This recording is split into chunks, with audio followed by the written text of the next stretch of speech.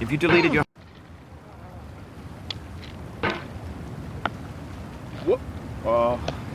There's no feeling more intense than starting over. If you deleted your homework the day before it was due, as I have, or if you left your wallet at home and you have to go back after spending an hour in the commute. If you won some money at the casino and then put all your winnings on red but it came up black. If you got your best shirt dry cleaned before a wedding and then immediately dropped food on it. If you won an argument with a friend and then later discovered that they just returned to their original view. Starting over is harder than starting up.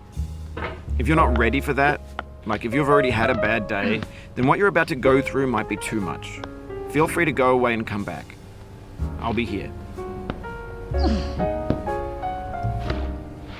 Alright, thanks for coming with me on this trip.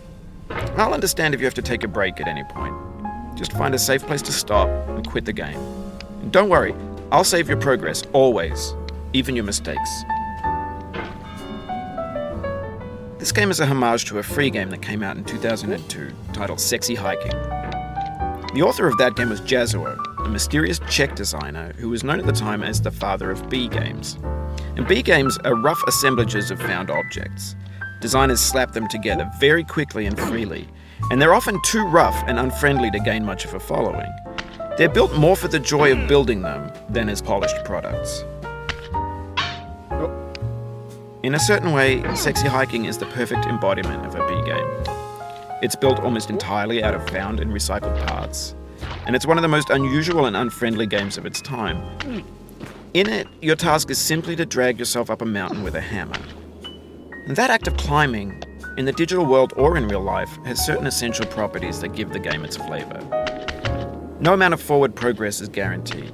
Some cliffs are too sheer or too slippery. And the player is constantly, unremittingly in danger of falling and losing everything. Anyway, when you start Sexy Hiking, you're standing next to this dead tree that blocks the way to the entire rest of the game. It might take you an hour to get over that tree, and a lot of people never got past it. You prod and you poke at it, exploring the limits of your reach and your strength, trying to find a way up and over. And there's a sense of truth in that lack of compromise. Most obstacles in video game worlds are fake. You can be completely confident in your ability to get through them once you have the correct method or the correct equipment or just by spending enough time. In that sense, every pixelated obstacle in Sexy Hiking is real. The obstacles in Sexy Hiking are unyielding, and that makes the game uniquely frustrating. But I'm not sure Jazuo intended to make a frustrating game. The frustration is